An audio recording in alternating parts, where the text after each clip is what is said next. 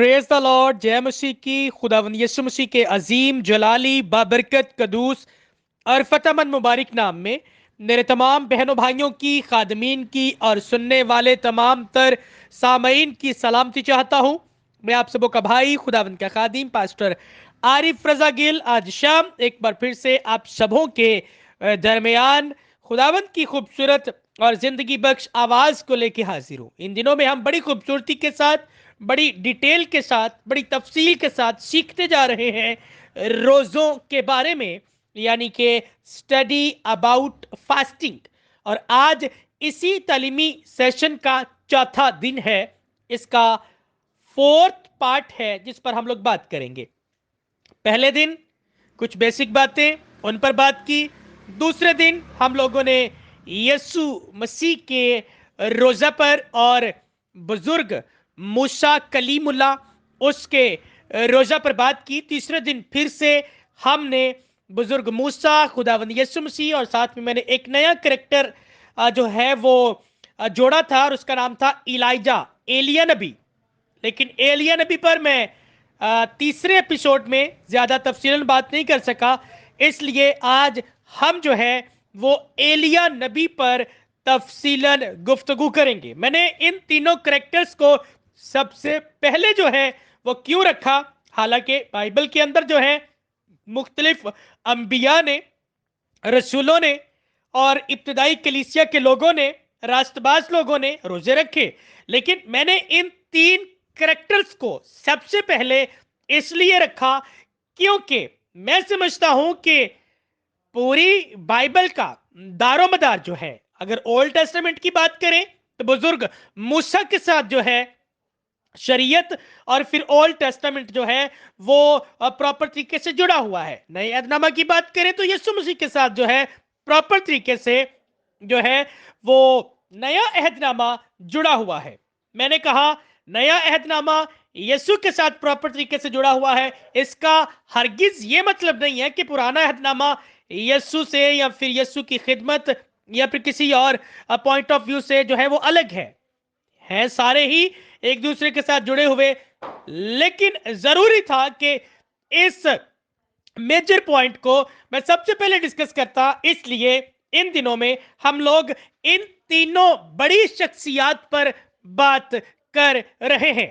और बड़ी वजह यह भी है क्योंकि 40 डेज की फास्टिंग है, 40 दिन के रोजे बांधे गए, तो फिर इस पॉइंट ऑफ व्यू से भी सबसे पहले 40 के अदद पर बात करना मैंने जरूरी समझा। तो आज हम जो है वो एलिया नबी पर बात करेंगे। जब आप पहला सलातीन उसके 17वें बाब को पढ़ते हैं तो 17वें बाब के अंदर जो है एलिया नबी जो है ये एक बड़ी खूबसूरत शख्सियत जो है ये सडनली वहां पर नमूदार होती है, जाहिर होती है। और जब आप पहला सलातीन 17वें बाब की पहली आयत पढ़ते हैं तो वहां पर लिखा है, और एलिया तिशबी जो जलाद के परदेसियों में से था अखयब से कहा कि खुदावंद इस्राएल के खुदा की हयात की कसम जिसके सामने मैं खड़ा हूं, इन बरसों में ना ओस पड़ेगी ना मी बरसेगा जब तक मैं न कहूं। आमीन। तो यहां पर जो है एलिया नबी की बाइबल के अंदर एंट्री होती है, यानी कि एलिया का आगाज बाइबल के अंदर इन लफ्जों से होता है, एलिया तिशबी जो जलाद के परदेसियों में से था। और यहां पर एलिया नबी जो है वो खुदावंद के हुक्म से अखयब बादशाह से मुखातिब होता है, और अखयब बादशाह को कहता है कि खुदावंद इस्राएल के खुदा की हयात की कसम जिसके सामने मैं खड़ा हूं, इन बरसों में ना ओस पड़ेगी ना मी बरसेगा जब तक मैं ना कहूं। अब बेसिकली यहां पर सवाल यह पैदा होता है कि आखिर अचानक से एलिया नबी आए और आते साथ इतनी बड़ी बात कह दी कि मी ना बरसेगा जब तक कि मैं ना कहूं। फिर किससे कह दी? अखयब बादशाह, इसराइल का उस वक्त का हाकम, उस वक्त का बादशाह, और बादशाह से डायरेक्ट कह रहा है जब तक मैं ना कहूं इन बरसों में ना ओस पड़ेगी ना मी बरसेगा। यानी कि डायरेक्ट जो है वो चेतावनी दे दी, डायरेक्ट जो है وہ جو ہے وہ بادشاہ کو یہ کہا کہ اب تو تیاری کر لے کیونکہ برے دن آنے والے ہیں، کیونکہ اگر اوس نہ پڑے، بارش نہ ہو تو پھر آنے والا وقت جو ہے وہ قحط سالی کا جو ہے وہ دور ثابت ہوتا ہے، یعنی کہ قحط سالی کی شکل اختیار کر جاتا ہے۔ اب یہاں پر جب اخیب بادشاہ سے یہ کہا گیا تو پھر میں سمجھتا ہوں کہ یقیناً ہمیں یہ جاننے کی ضرورت ہے کہ بزرگ ایلیا نے اچانک سے اخیب بادشاہ کو آ کر اگر یہ کہا کہ می نہیں برسے گا، اوس نہیں پڑے گی، تو آخر اس کے پیچھے کوئی بڑی وجہ ہوگی۔ جی، کوئی بڑی وجہ ہوگی۔ اس سے پہلے کہ میں ایلیا نبی کے اس 40 دن کے سفر، 40 دن کے روزے پر بات کروں، میں چاہتا ہوں پہلے ہم ایلیا نبی اس شخصیت پر بات کریں، اس شخصیت کو سمجھنے کی کوشش کریں اور اس کے بائبل کے اندر اس بڑے خوبصورت کریکٹر کے ساتھ آنے کے خاص مقصد کو سمجھیں کہ سڈنلی ایلیا نبی یہاں پر کر کیا رہا ہے، آخر یہ کہاں سے آیا، یہ کیوں آیا، اور کیوں اخیب بادشاہ کو یہ کہتا ہے کہ نہ می پڑے گا نہ اوس پڑے گی۔ آپ بڑی توجہ کے ساتھ سنیے گا کیونکہ آج آپ بڑی خوبصورت، ادبھت، امیزنگ، زبردست باتیں سیکھنے جا رہے ہیں، لیکن اس کے لیے مجھے آپ کی توجہ آخر تک سرمن کے اندر، ٹیچنگ کے اندر چاہیے۔ تو میں عرض کر رہا ہوں کہ یہاں پر ایلیا نبی کے آنے کا ایک خاص مقصد ہے، اور وہ مقصد یہ تھا کہ اس وقت ایلیا نبی جس حاکم سے، جس جو ہے وہ بادشاہ سے مخاطب ہے، اس کا نام اخیب بادشاہ ہے، اور اس وقت اخیب بادشاہ جو ہے وہ ایک ایسی عورت سے شادی کر چکا تھا جو کہ بت پرستی کرواتی تھی اور خود بھی بت پرستی کی پیروکار تھی۔ آپ لوگوں نے ایک بڑے جو ہے وہ سیٹن کا نام سنا ہوگا، شیطان کا ایک جو ہے وہ پراپر طریقے سے سسٹم تھا اولڈ ٹیسٹامنٹ کے اندر، اور اس سسٹم کے ساتھ ایک جو ہے وہ بت جڑا ہوا ہے، اور اس بت کا نام ہے بال دیوتا۔ تو بال دیوتا کی یہ خود بھی پجارن تھی، اور پھر جو ہے بنی اسرائیل کے مالک یعنی کہ اس وقت کے حاکم کی یہ بیوی ہونے کے ناطے اس نے وہاں پر بت پرستی جو ہے یہ عام کر دی تھی۔ اور ہم سب جانتے ہیں کہ خداوند خدا کی نظر میں بنی اسرائیل جو تھی وہ شروع سے ہی اس کی چنیدہ، چنی ہوئی قوم رہی ہے۔ کبھی تو وہ بنی اسرائیل کو اپنی بیٹی کے ساتھ مخاطب کرتا ہے، یعنی کہ تشبیہ دیتا ہے، کبھی اسے بیوی کے طور پر تشبیہ دیتا ہے، کبھی اپنی پسندیدہ قوم کے طور پر، یعنی کہ مختلف طرح کے خطاب جو ہیں اور مختلف طرح کے ڈیزینیشن، عہدے اور طرح طرح سے جو ہے وہ اس کو مخاطب کرتا ہے۔ اور کئی بار یسوع خداوند جو ہے وہ بائبل کے اندر کہہ چکے کہ یہ میری چنیدہ قوم ہے، میرے چنے ہوئے لوگ ہیں۔ اب یہ چنے ہوئے لوگ جو ہیں یہ بت پرستی کی طرف مائل ہو چکے تھے، اور بت پرستی کی طرف مائل کرنے کے پیچھے بڑی وجہ اور سب سے بڑا ہاتھ تھا اخیب کی بیوی کا۔ جی، اخیب کی بیوی ایزبل کا، جیزبل کا، جی اس کا سب سے بڑا ہاتھ تھا۔ اب جب یہاں پر بنی اسرائیل جو ہے یہ بت پرستی کے اس دھانے تک پہنچ چکی تھی کہ ان کے جو نبی تھے، اس وقت کے جو نبی تھے، وہ نبی بھی بال دیوتا کی پرستش، پوجا کرنا شروع ہو چکے تھے۔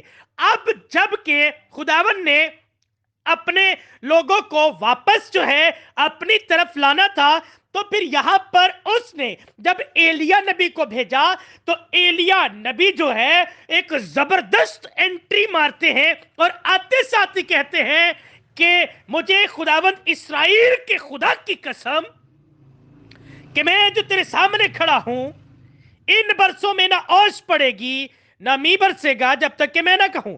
اب ہو سکتا ہے کہ اخیب بادشاہ اس کی بات کا یقین نہ کرتا، اس لیے یہاں پر جب یہ الفاظ ایلیا نبی نے ڈکلیئر کر دیے، ادا کر دیے، بادشاہ کو کہہ دیا، تو اس کے بعد خداوند نے ایلیا نبی کا بندوبست کیا تھا. اس نے کہا تھا جب تو اخیب بادشاہ تک یہ پیغام پہنچا دیتا ہے کہ اب نہ می پڑے گا نہ آش پڑے گی، اس کے بعد تو کیا کرنا؟ اس کے بعد تو مشرق کی طرف اپنا رخ کر کے کریت کے نالا کے پاس جو یردن کے سامنے ہے جا کر چھپ جانا.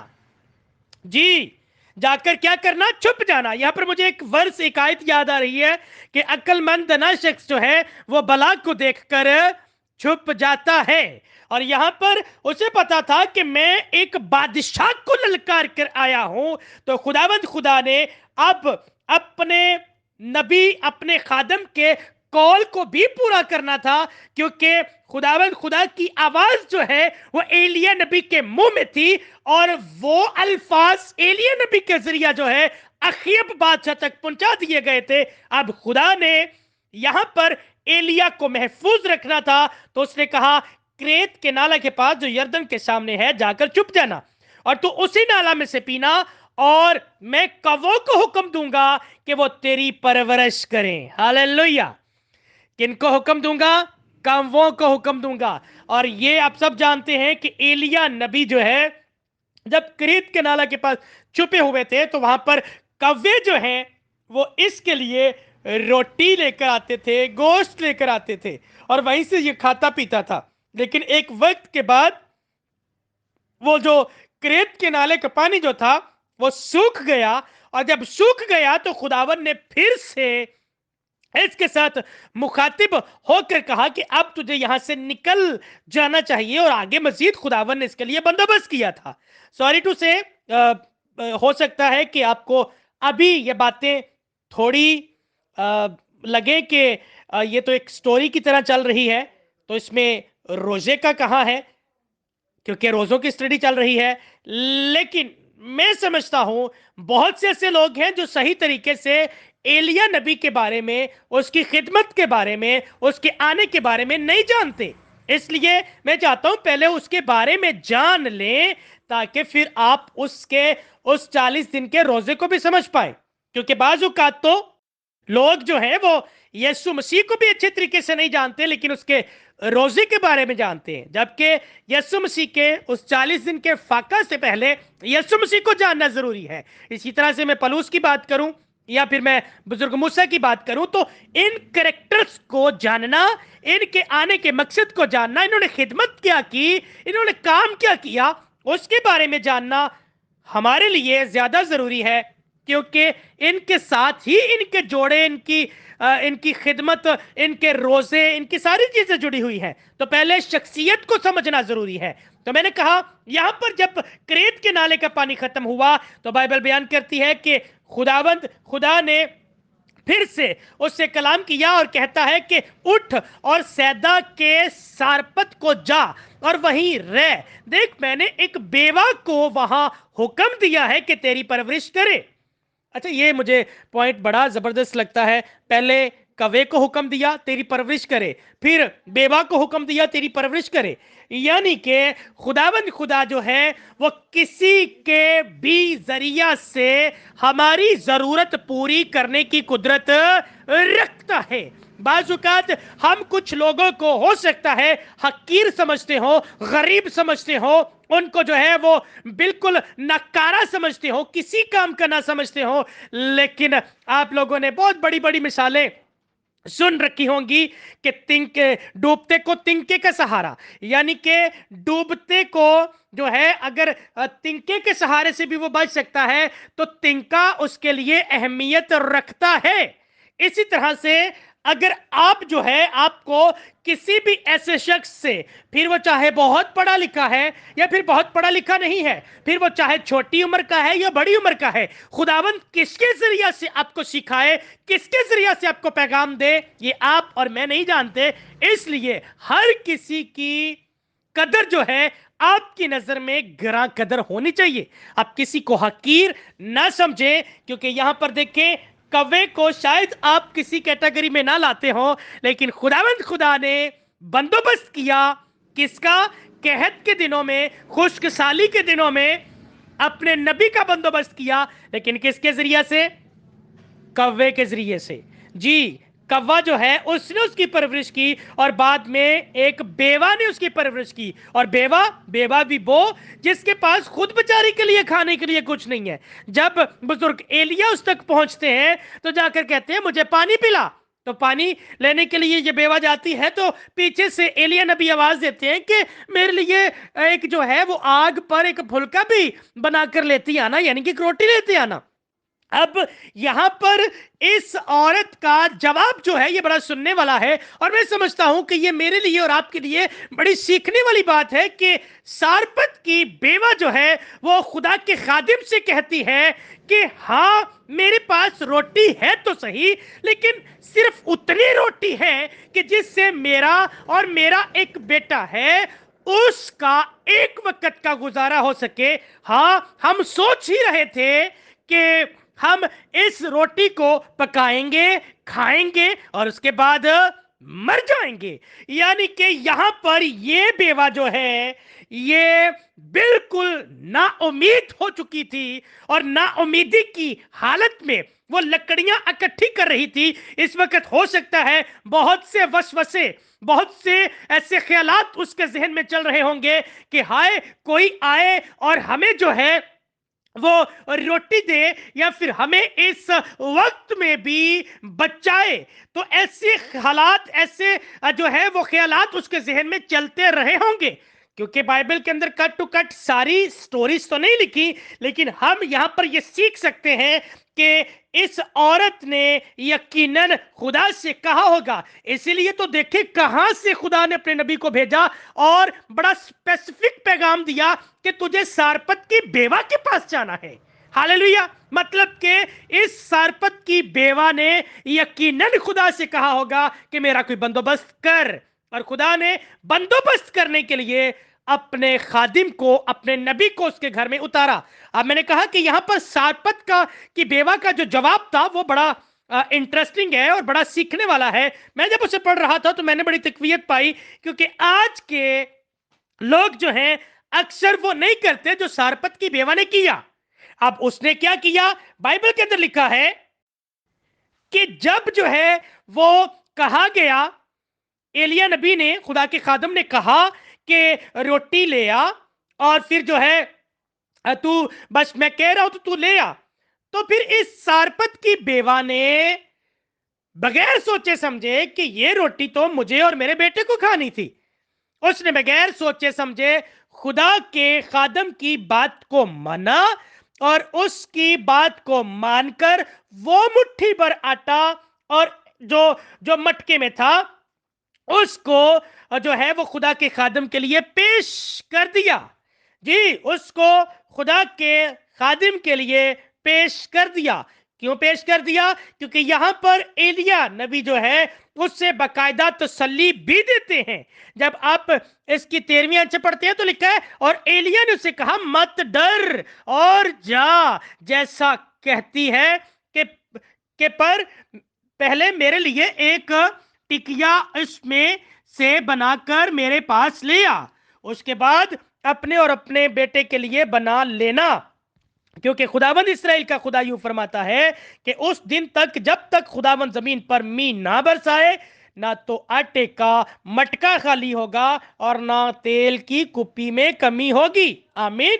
तो यहां पर जो है जब उसको तसल्ली दी गई कि तू खुदा के खादिम का भला करने जा रही है, सो घबरा ना, मेरा खुदावंद जो है जब तक ये काल खत्म नहीं हो जाएगा, जब तक मींह बरसेगा नहीं, तब तक ना तो तेरा मटका खाली होगा ना तेल की कुप्पी खाली होगी। और आपके लिए ये जानकर खुशी की बात होगी, यानी कि आप ये हैरान होंगे कि ऐसा ही हुआ। क्यों ऐसा हुआ? क्योंकि खुदा के खादम के मुंह से निकले हुए अल्फाज जो हैं वो उसके लिए तसल्ली और बरकत का सबब बने, क्योंकि उसने यकीन किया।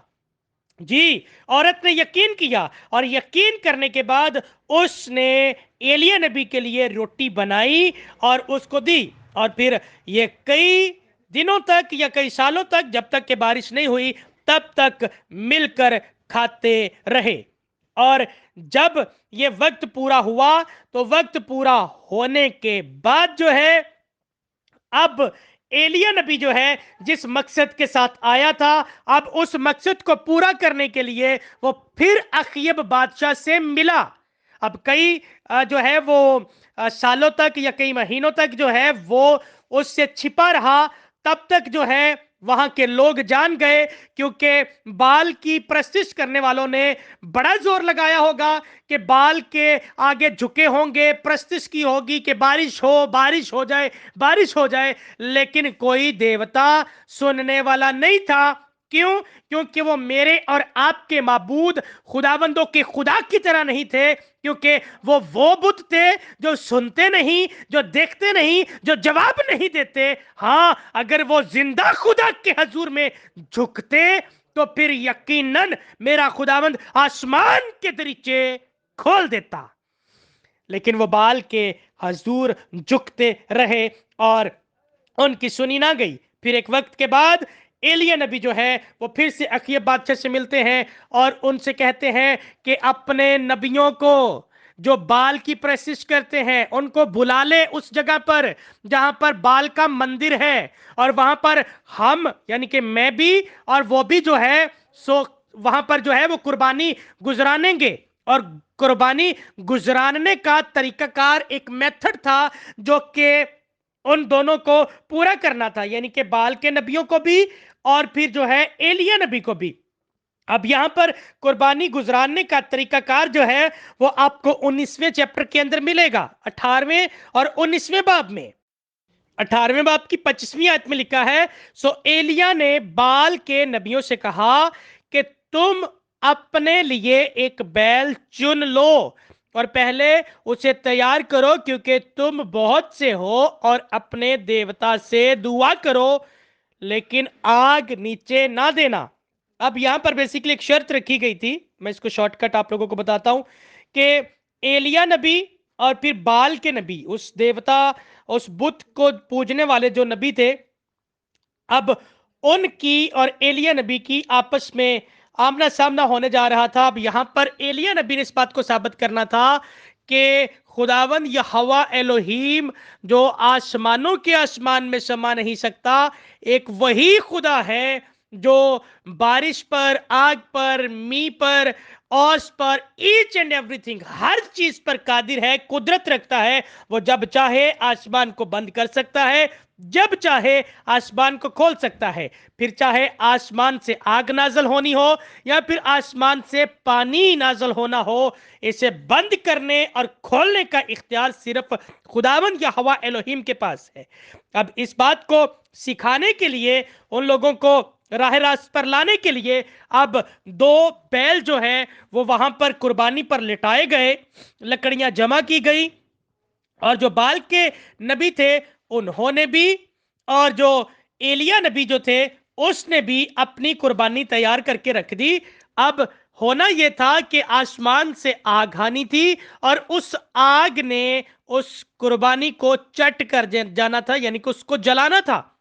آگ زمینی آگ نہیں ہونی تھی، بلکہ یا تو بال کے دیوتا، جی جو بال دیوتا تھا، یا تو وہ آگ بھیجتا یا پھر خداوند خدا جو ہے وہ آگ بھیجتے۔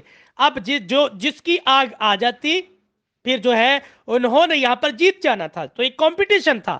لیکن یہاں پر بال کے نبی جو تھے انہوں نے بڑی پرستش کی، انہوں نے ہر طرح سے جو ہے وہ زور لگا لیا، رات دن ایک کر دی کہ کسی طرح سے جو ہے وہ ان کا دیوتا سنے اور سن کر جو ہے وہ ان کی قربانی پر آگ کو نازل کرے، لیکن ایسا نہیں ہوا۔ اس کے برعکس ایلیا نبی نے کیا کیا؟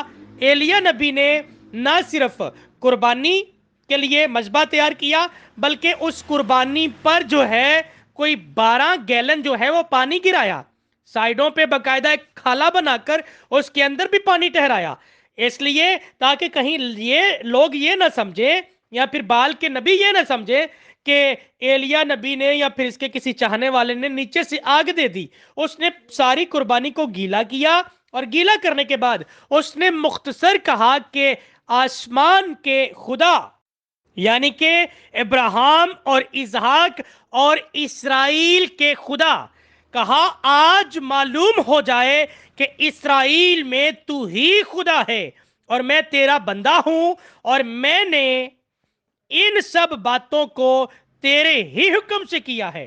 آمین. تو یہاں پر ان لفظوں کے ساتھ اس نے مختصر سی دعا کی، اور جب اس نے یہ مختصر سی دعا کی تو بائبل کے اندر لکھا ہے تب خداوند کی آگ نازل ہوئی اور اس نے اس سوختنی قربانی کو لکڑیوں اور پتھروں اور مٹی سمیت بھسم کر دیا، اور اس پانی کو جو کھائی میں تھا چاٹ لیا. جب سب لوگوں نے یہ دیکھا تو منہ کے بل گرے اور کہنے لگے خداوند وہی خدا ہے، خداوند وہی خدا ہے. ہاللیلویہ ہاللیلویہ. اور یہاں پر جو ہے وہ خداوندوں کے خدا، بادشاہوں کے بادشاہ یہوہ الوہیم کی تمجید ہوئی، اور سب نے گھٹنے ٹیک دیے کہ وہی خداوند خدا ہے، کیونکہ آسمان سے آ گئی.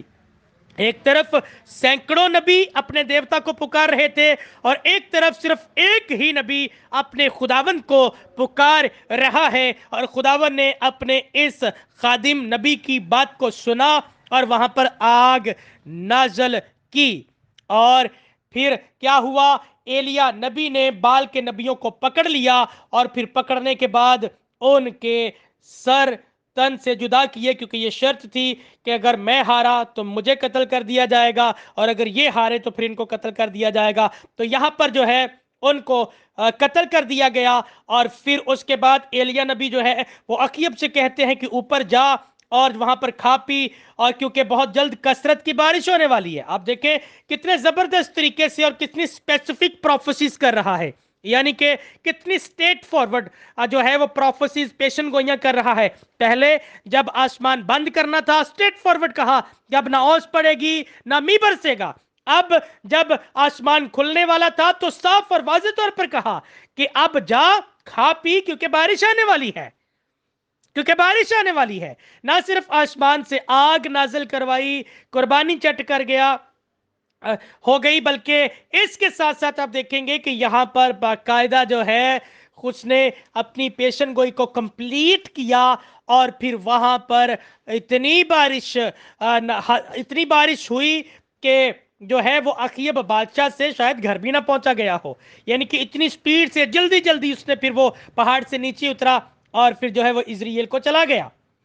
لیکن یہاں پر اب ایک ٹویسٹ آتا ہے، اور ٹویسٹ یہاں پر یہ آتا ہے کیونکہ اخیب بادشاہ کی بیوی جیزبل اسی بال کی پجارن تھی. تو پھر اب ایزبل کے پاس جب یہ خبر پہنچی کہ ایسا ہوا ہے تو ایزبل نے دھمکی لگائی. اس نے کہا کہ اب تو ایلیا نبی کی خیر نہیں ہے، میں اسے بہت جلد مروا دوں گی. اب بیسیکلی یہاں سے معاملہ شروع ہوتا ہے 40 دن کے روزے کا اور 40 دن کے سفر کا. اب مزید جو ہے آگے آپ لوگ ایلیا نبی کے روزے کے پرپس کو سمجھیں گے کہ کیوں خدا نے ایلیا نبی کو 40 دن کی راہ چلنے کے لیے کہا، بیابان کے اندر، اور پھر ہورب کے پہاڑ تک بلایا، اور وہاں پر اس سے پوچھا کہ تو یہاں پر کیوں آیا ہے، کیا چاہتا ہے. یہ آگے بڑی خوبصورت انٹرسٹنگ سٹڈی ہے، بڑی خوبصورت باتیں ہیں جو ہم جو ہے سیکھنے والے ہیں. لیکن آج نہیں، ہم اس کو نیکسٹ ایپیسوڈ کے اندر سیکھیں گے کہ اب جب یہاں پر ایزبل جو ہے اس نے جب اس کو دھمکی لگائی کہ اب میں اس کو مار ڈالوں گی، تو پھر آگے ایلیا نبی نے کیا کیا. اب اس پر ہم لوگ جو ہے وہ اگلے ایپیسوڈ میں یعنی کہ 5th ایپیسوڈ میں سیکھیں گے اور جانیں گے کہ پھر ایک فرشتہ آیا اور پھر اس کو روٹی کھلائی، اور روٹی کیوں کھلائی، اور پھر اس نے 40 دن کا سفر کیوں کیا، وہاں پر جا کر خدا سے مخاطب ہوا، تو پھر خدا نے آگے سے کیا جواب دیا، اور یہ وہاں سے جواب لینے کے بعد اس نے آگے کس طرح سے خدمت شروع کی. بہت خوبصورت سوال ہے جو کہ ہم نیکسٹ ایپیسوڈ کے اندر سیکھیں گے. سو آج کی اس ٹیچنگ کو یہ پہ وائنڈ اپ کریں گے. خداوند آج کی اس خوبصورت ٹیچنگ پریچنگ کے وسیلہ سے آپ سبوں کو بہت برکت دے. God bless all of you. جے مسیح کی.